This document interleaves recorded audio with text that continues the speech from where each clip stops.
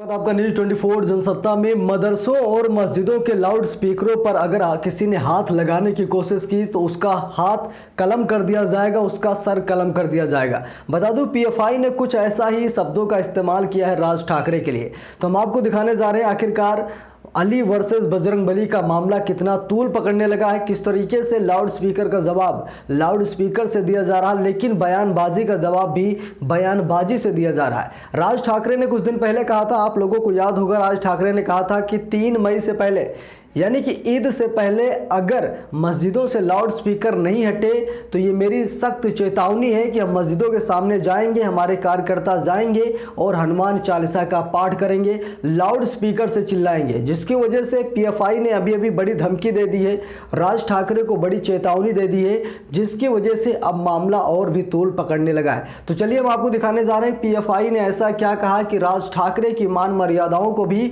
ठेस पहुंचा है और बाला साहब ठाकरे के भी नेतृत्व पर कहीं न कहीं ठेस पहुंचा है। तो चलिए हम आपको दिखाते हैं पूरा मामला क्या है।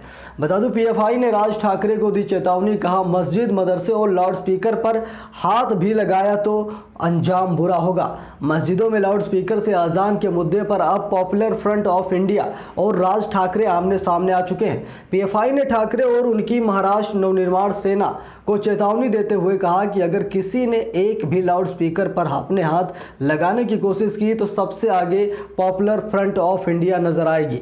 मुंबई से सटे ठाणे ग्रामीण के मुस्लिम बाहुल इलाके मुंब्रा में शुक्रवार को जुमे की नमाज के बाद पीएफआई के मुंब्रा अध्यक्ष मतीन सेखानी ने मध्य प्रदेश और राजस्थान समेत अन्य राज्यों में रामनवमी के जुलूस के दौरान हुए हिंसा को लेकर विरोध जताया।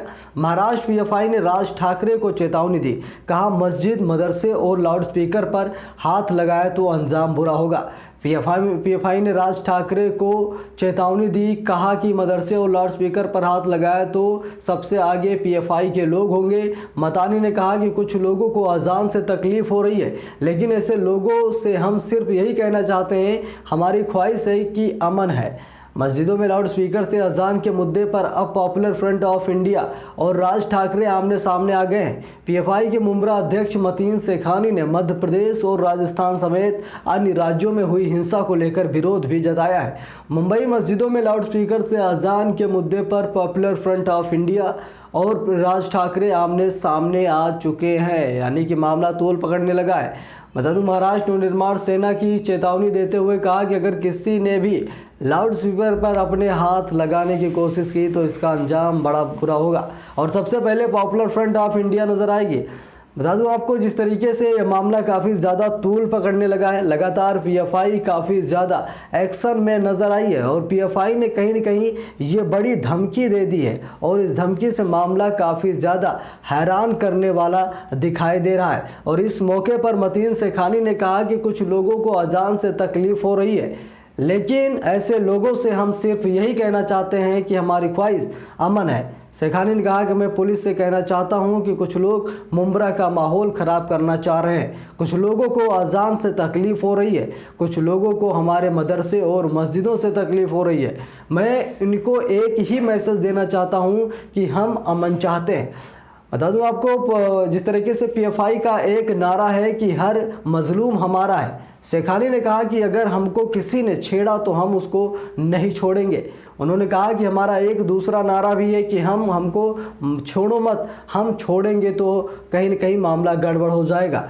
बता दूं आपको ये याद रखना, एक भी मदरसा, एक भी मस्जिद, एक भी लाउड स्पीकर पर आपने हाथ लगाने की कोशिश की तो सबसे आगे पीएफआई नज़र आएगी।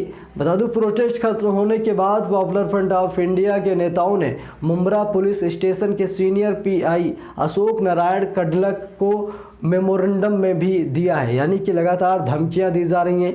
लगातार देखा जाए तो मामला एक गंभीर रूप लेता चला जा रहा है और राज ठाकरे को खुली चुनौती दी गई है। कमेंट बॉक्स में राय रखिए, वीडियो शेयर कीजिए, बने रहिए न्यूज़ 24।